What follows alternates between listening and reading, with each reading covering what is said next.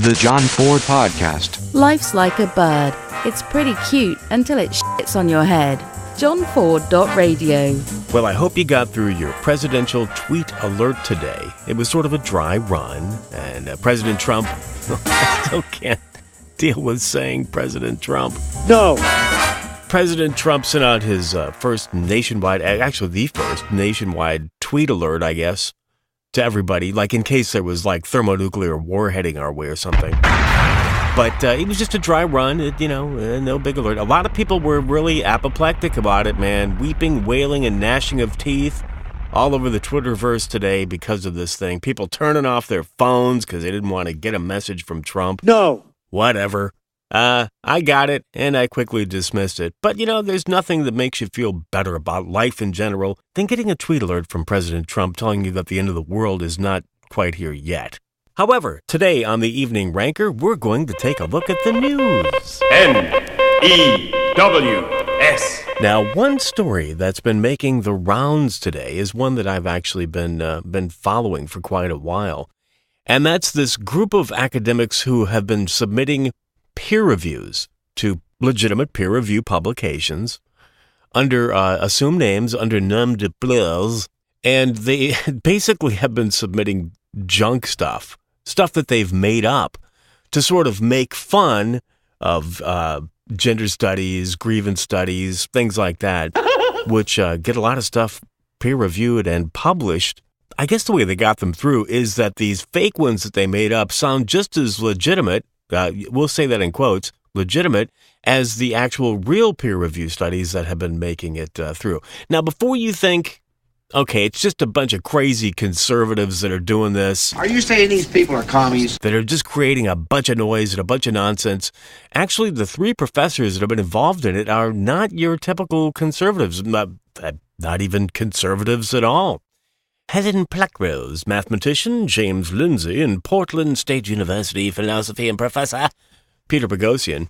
I saw this first on Quillette, but they detail at Arrow their year-long project, which they submitted outlandish or intentionally broken papers, and a lot of the stuff that they've been submitting is just like bat guano crazy. Now, all three told the Wall Street Journal, which has also covered this, that they consider themselves, quote, left-leaning liberals, and Pluckrose even defines himself as a secular liberal humanist. So like I said, they're not crazy conservatives. Not that all conservatives are crazy. No. Not that all liberals are, common sense minded. I think, the lunacy can go across party lines. So some of these papers that they've been submitting, and I will include the link to all of the papers and a lot of the different stuff that they've submitted, which have been peer reviewed and which have, made it through to these publications. Their identity studies and gender studies stuff are dealing with critical theory. Now, I don't know if you know what critical theory is, but this is very popular teachings on college campuses, especially liberal arts campuses. Has nothing to do with critical thinking. So parents, when your kids go to college, the administrator says, we teach critical theory. A big red light should go off because it's nothing critical about it. Because time is limited here on this podcast, I would recommend that you Google critical theory if you don't know what it is. Now, some of the stuff that they have submitted, this is where it gets really bizarre. Some of the stuff that they have submitted, one is including observing rape culture among canine behavior in a dog park. Another one is super intelligent AI is potentially dangerous because it is being programmed to be masculinist. And they used Mary Shelley's Frankenstein as sort of a text for this thing. Was it true? Could space monsters mate with Earth women? My favorite, though, is a paper arguing that science of astronomy is intrinsically sexist, and of course, even a chapter of Adolf Hitler's Mein Kampf that they rewrote with fashionable buzzwords to make it about feminism. All of this stuff got peer-reviewed. All of this stuff made it into publications. Peer-reviewed means people are supposed to read this and look at it and say, why, yes, this is going through rigorous scientific testing, but obviously these were just fallacious, false, silly, more like National Lampoon than peer review.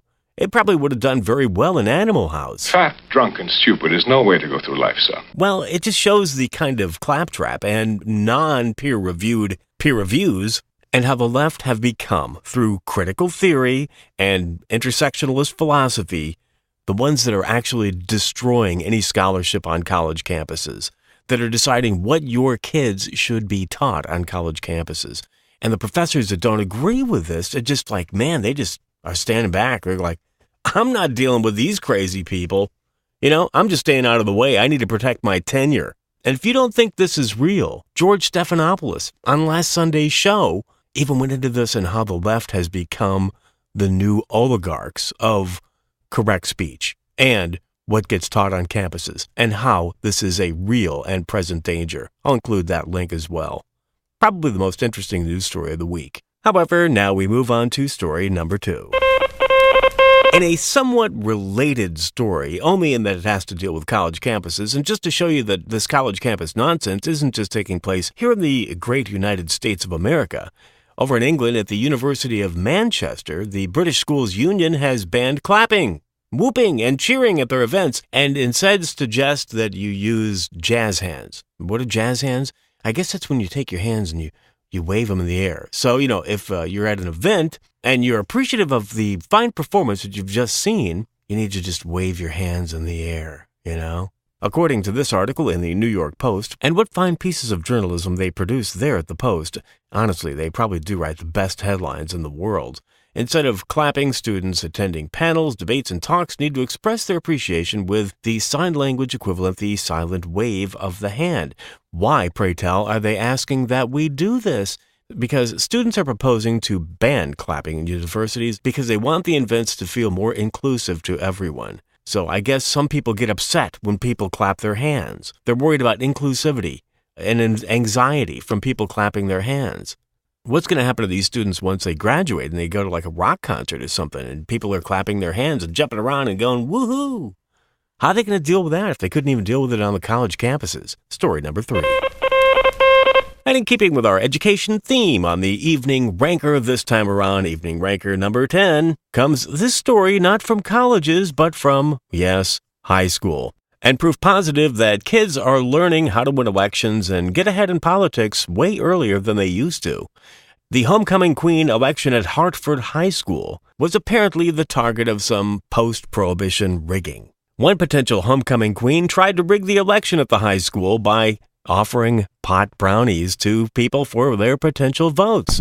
According to Hartford police officer Michael Prince, "You always think you've heard it all and seen it all, and there's always something new to surprise you. We are investigating 2 things. Number 1, some were put in goodie bags for players. Also, they were used to obtain votes for the Queen contest." According to a parent of a Hartford student, she learned of the incident when her daughter sent her a text from school. She said, "Mom, so-and-so brought Medibles to school." Well, there's a reason why they call it high school. Man, it's you who is good. You know what else is good? Smoking dope. I'm the happiest guy. He's the luckiest guy. 'Cause I just bought a new Ford. From a wonderful dealer. Wow, what a dealer! For a Ford or a fine used car. What about vice? Kids, underage kids, drinking, smoking marijuana, using drugs, acids. Would you say you have that under control? Mr. Stokes, I'm not pretending these kids are little angels. There are law infractions, but when my men and the sheriff's men find such infractions, they crack down. You'll find quite a few violators out there in reception. The John Ford Podcast.